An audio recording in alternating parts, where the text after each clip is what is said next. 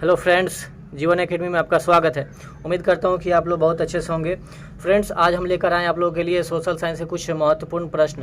तो चलिए शुरू करते हैं। सबसे पहला प्रश्न है, कौन सी गैस हमें सूर्य की हानिकारक किरणों से बचाती है? तो ये ऑप्शन है कार्बन डाइऑक्साइड, नाइट्रोजन या ओजोन।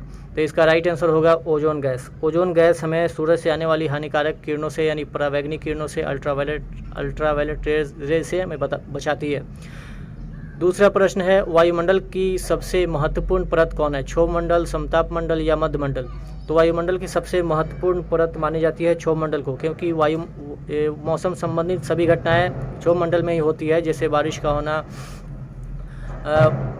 आंधी तूफान और ये ओलावृष्टि और ये oxygen, carbon dioxide, nitrogen gas, ये सभी महत्वपूर्ण गैसें ये क्षोभमंडल में ही पाई जाती है, इसीलिए क्षोभमंडल को सबसे महत्वपूर्ण परत मानी जाती है।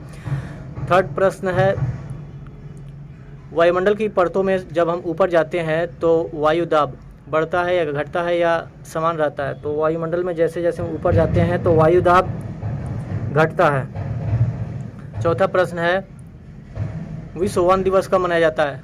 21 मार्च, 22 मार्च या 5 जून? विश्व वन दिवस 21 मार्च को मनाया जाता है। विश्व वन दिवस 21 मार्च को। पाँचवा प्रश्न है, विश्व जल दिवस कब मनाया जाता है? 21 मार्च, 22 मार्च या 5 जून? तो वन दिवस 21 मार्च को और जल दिवस 22 मार्च को। जल दिवस 22 मार्च को, वाटर डे 22 मार्च को मनाया जाता है। छठा प्रश्न है, पर्यावरण दिवस कब मनाया जाता है? 21 मार्च, 22 मार्च और 5 जून। तो 21 मार्च को वन दिवस मनाया जाता है, 22 मार्च को जल दिवस, नहीं 25 मार्च है, और 5 जून को पर्यावरण दिवस मनाया जाता है। पर्यावरण दिवस 5 जून। सातवां प्रश्न है, पृथ्वी दिवस कब मनाया जाता है? पृथ्वी दिवस 22 अप्रैल को मनाया जाता है। आठवां प्रश्न है, प्रकाश संश्लेषण के लिए आवश्यक है CO2, कार्बन डाइऑक्साइड या H2O यानी जल या सनलाइट या सभी? तो प्रकाश संश्लेषण यानी फोटोसिंथेसिस के लिए ये सभी चीज़ें आवश्यक है। क्लोरोफिल भी होता है, तो क्लोरोफिल तो किसी हरे पेड़ पौधे में पहले से ऑलरेडी मौजूद होता है, इसलिए उसे नहीं लिखा गया। तो पृथ्वी की सबसे ऊपरी परत को क्या कहते हैं? पृथ्वी में 3 लेयर्स हैं, भूपर्पटी, मेंटल और क्रोड। तो सबसे ऊपरी परत को क्या कहते हैं? तो सबसे ऊपरी परत को कहते हैं भूपर्पटी।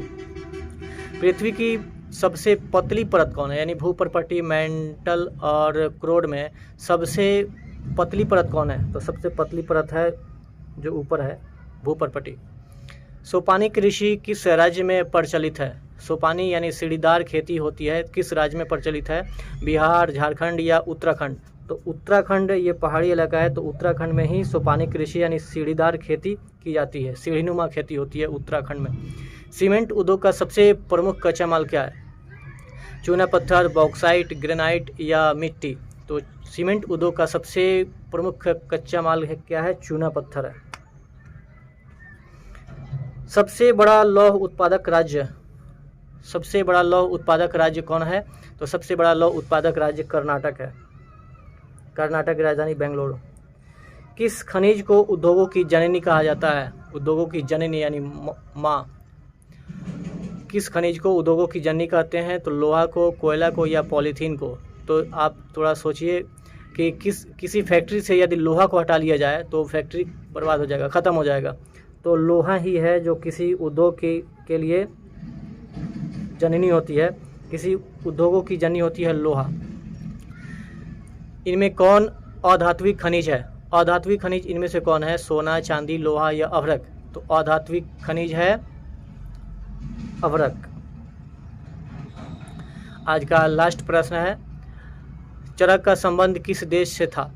चरक का संबंध भारत से था। आज के लिए इतना ही, मिलते हैं फिर नेक्स्ट वीडियो में, जब तक लिए बाय। और फिर एक बात जो ज़रूरी है, यदि आप इस चैनल पर नए हैं तो इस चैनल को सब्सक्राइब जरूर कर लें, ताकि रोज़ आने वाले वीडियोज़ की नोटिफिकेशन आपको बिल्कुल टाइम पर मिल जाए। और साथ में इस वीडियो को लाइक, कमेंट एंड शेयर ज़रूर कीजिएगा, और तुरंत अभी लाइक का बटन दबा दीजिए। फिर मिलते हैं नेक्स्ट वीडियो में, जब तक के लिए बाय।